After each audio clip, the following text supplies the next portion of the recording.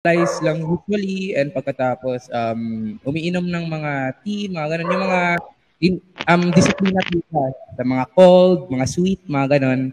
Di ako masyado Bawal. Bawal talaga yan. Yung ice cream. Bawal din. Yun. Si Siopami pa naman magaling kumain ng ice cream. Yung parang nilululipap niya yung ice cream. Galing-galing ng Siopami. Kain-kain ka. Kapatid, bata pa siya. Wala naman sinasabi pagkain ng ice cream. Ano ba? Tapos pangalan ko, Chupa May. Nakakaloka. Di ba?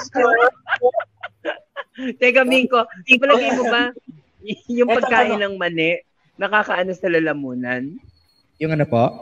Pagkain ng mani. Makain ng mani. Kasi di ba yung ibang singer mahilig sa mani eh. Makati sa lalamunan. Actually, sa akin po, parang doon talaga ako namamaos sa mani. Especially kung may ice cream na may mani. So, parang yung ice cream na may mani.